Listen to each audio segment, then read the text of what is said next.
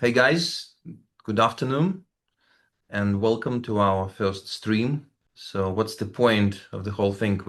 We want to introduce ourselves. We want to talk to our audience. So guys, if you have any feedback, please be so kind to write your feedback about the whole thing. And so I want to introduce Tamal, who is our Hello. master of ceremonies. You know, they called MCs, the guys who make good ceremonies. And but you're not that kind of MC. So Tamal is the master of ceremonies who performs the fire ceremonies, which is basically the whole thing that we are doing. And so I would like to introduce myself. My name is Goranga. I was born in the ex-USSR. Now mostly I stay in India, in the holy place called Govardhan or Vrindavan. And also some time I spent in Bali. And so I was living sort of a normal life up to 28. I was engaged in all kind of things, this normal people do, making money and etc. But then something happened, which at the point was kind of terrifying, and I was not so happy. But then I realized that those things led to wonderful changes in my life. So I completely crashed my car. Thank God nobody was hurt, but the car was a complete smash. And then my good wife, she waited for a month and then she told me that's it. And when she left, she said a very wonderful thing that touched my heart. And I'm very grateful to her. She said that. And she said, you're just mostly, everything is about yourself. You are about yourself. The whole thing is about yourself. Always it's you, you, you. So I was kind of thinking, yeah, maybe she's right. And I I realized that there have to be something beyond the so-called normal life, making money, eating, and the whole thing that people are doing usually. And so I started my spiritual search.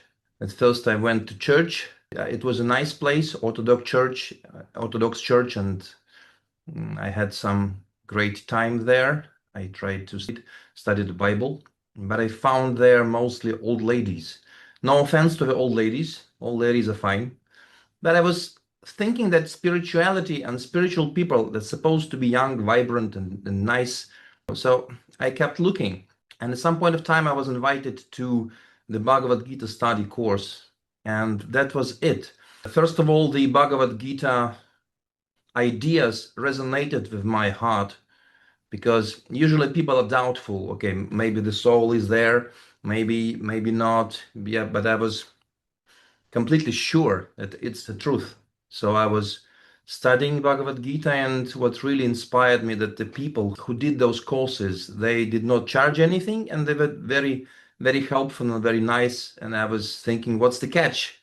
Are they gonna scam me at some point? They're gonna, take money from me, loan or something, and then disappear in the night. But no, they kept giving, and I was really inspired by those people because they were very, very simple, at the same time profound, very caring and loving, and they were just giving to the world what they could, and it really inspired me. So I I I, I studied Bhagavad Gita and became a monk for some time, but that's another story. I will tell maybe some during our next stream. And then I decided that it's my time to give something to this world. And I studied Bhagavad Gita in the Mayapur Institute. And then I became a teacher of Bhagavad Gita. And since then, I've done Bhagavad Gita courses in India and South Korea and many other places. So that's what I'm basically doing. But Tamal, I would like to introduce you. So please tell us your story. Thank you so much. Very glad to be here in such wonderful company. My name is Tamal, and I was originally born and brought up in Israel. I was actually born in a devotee family. My parents, like you've heard from Goranga, they joined before my birth. And but I was born in Israel, went to a normal school, and then when I was 10 years old, my life completely changed. For the first time, I came to India with our whole family, and then they brought me to a beautiful ashram, a place for only boys, which was called Gurukula. Gurukula means the house of the teacher, and it's a divine place that's still here, where I live now in India, in West Bengal, in a city called Mayapur. And I went and joined that ashram or that gurukul and studied there for 12 years with a lot of my friends under the guidance of gurus or spiritual teachers. They taught me the ancient way of living. They developed a good character in me. They taught me Vedic mantras, how to perform fire ceremonies, which are in Sanskrit called yagyas. They taught me many things. And yeah, I've spent 12 years there. Was very grateful for that. Then I graduated from that school. And again, in search of what I can give to this world, I stumbled upon an idea of performing these type of fire ceremonies that I learned myself how to do. That on behalf of other people, teaching mantras, chanting mantras on behalf of other people, and that way spreading awareness of this spiritual path that we can all embark. So this is my story in brief. Thank you so much.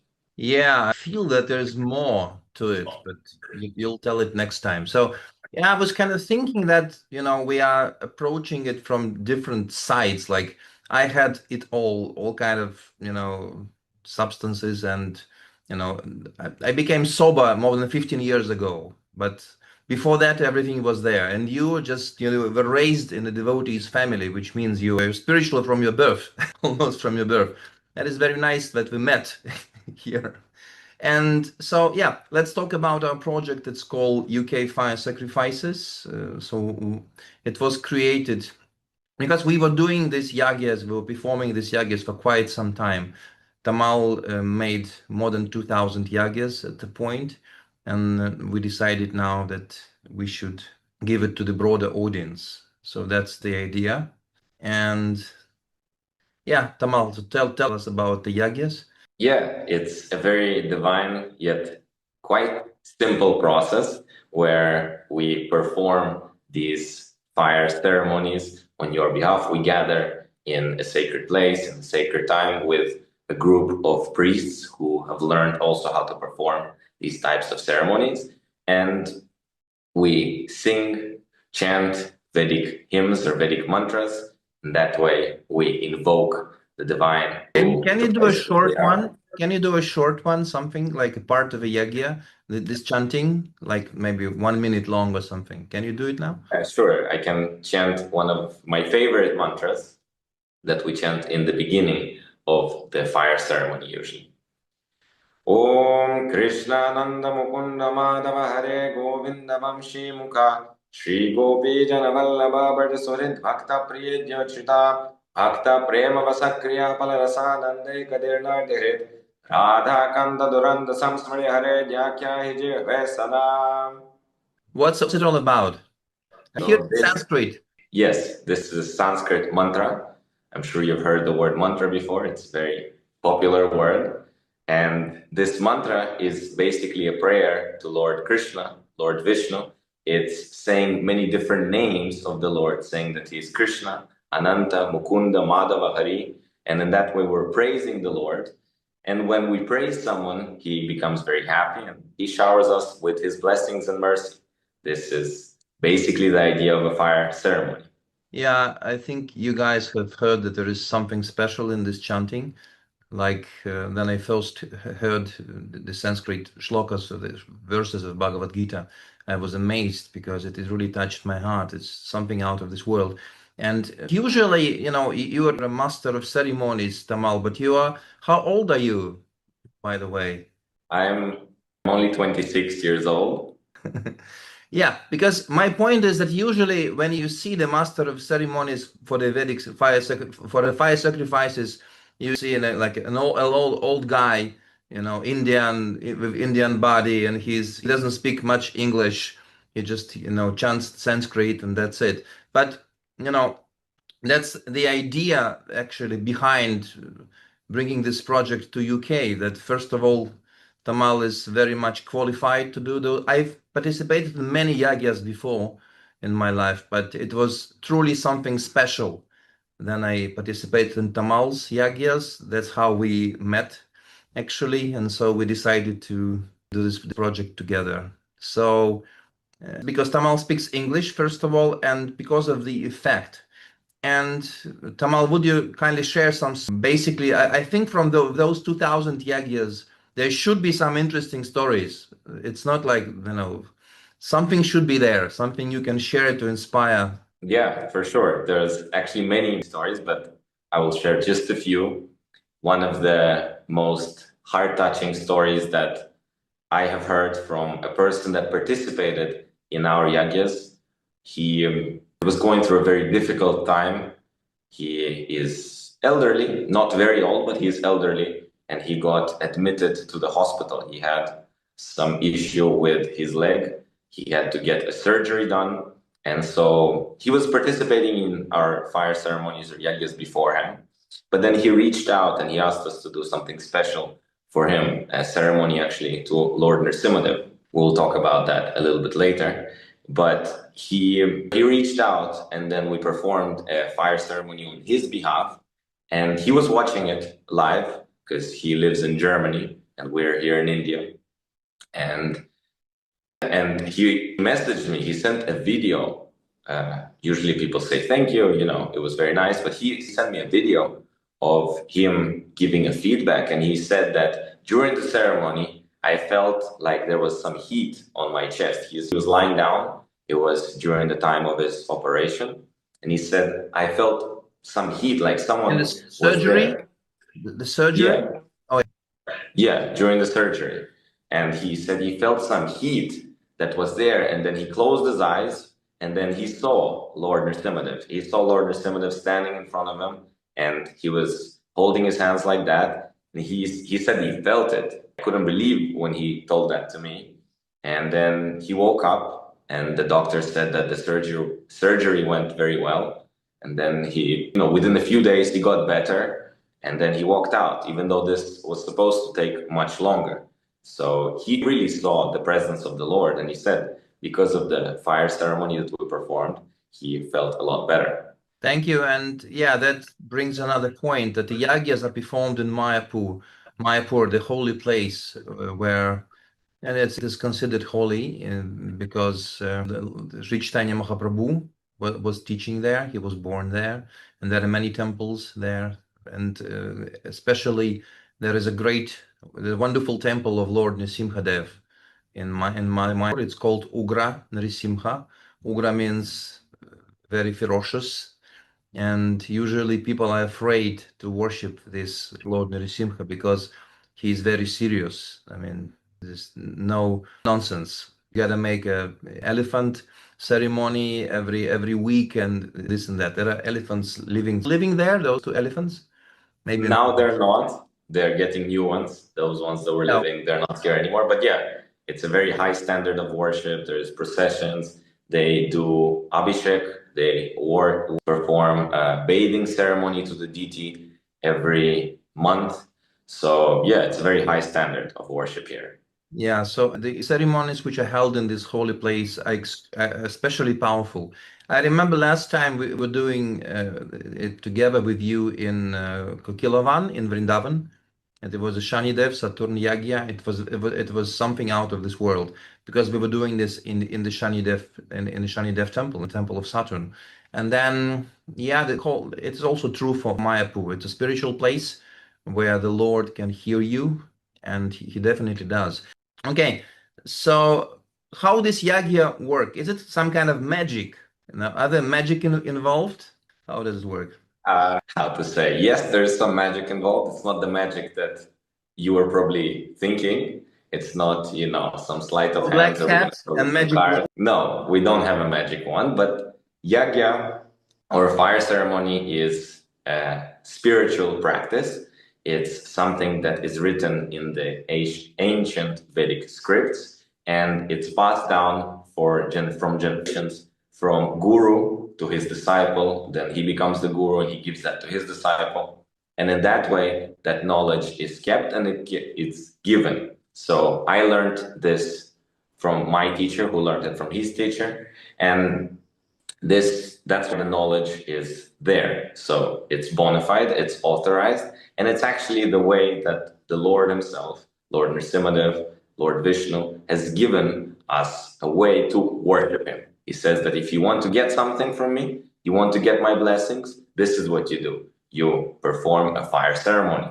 So it's a bona fide way to ask for something that you want, and that way get the blessings of the Lord, and he will maybe fulfill your desire as well. So it's like a very powerful prayer, right? But when we do it ourselves, it doesn't necessarily work, right?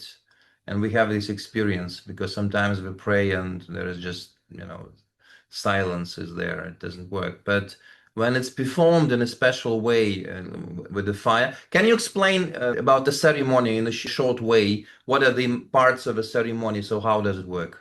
So there is three parts of the ceremony. There is the beginning part where we chant mantras to purify our consciousness, to prepare ourselves. We set everything up. We read the names of the participants who we're praying for. Then there is the second part, which is the main part, where we chant all the Vedic Sanskrit mantras for the deity that we're worshiping in that specific fire ceremony. That is the main part where we do our offerings of different ingredients and etc. And then there is the ending part where we ask for forgiveness if we have committed any offenses. We also pray to our spiritual master, to our guru, and all the other gurus, because they have given us this knowledge.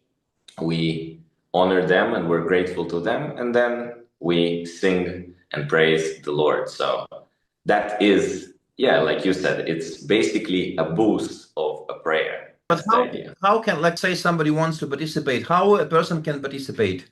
It's very simple. So we will have a live stream for you where you will be able to watch the ceremony. You give us your name and surname. You can add names of your family members, your friends, whoever you want to pray for. And then we will read that name in the Sankalpa. Sankalpa is part of the beginning of the yajna, where we say that, Lord, in this day, in this place, under this, constellation, on this auspicious day, we're reading the name of the participant who will get the benefit of this fire ceremony. That's how it works. It's as simple as Okay, that. And then you so give a that's easy. donation. That sounds easy. And I think many people will ask, how much is it? Do I have to pay So for it? you don't have to pay for it necessarily, but according to the spiritual practices, there is a dakshin. Dakshin means a donation, a contribution, and that should come from the heart because there is no fixed price that is there for a fire ceremony. It should come from the heart of the participant who wants to that way thank the people that are doing this on his behalf. So I can give you like 5 kilos of mangoes if I'm here in Maipur. Will it work? Yes, it works. No, but since we cannot give you mangoes, I guess, yeah, we'll have to send you some money. But what is the good amount? Because people are always asking, like, how much I should give donation. It's not a widely spread concept. I mean, it is to a certain degree, but people are always asking how much I should donate.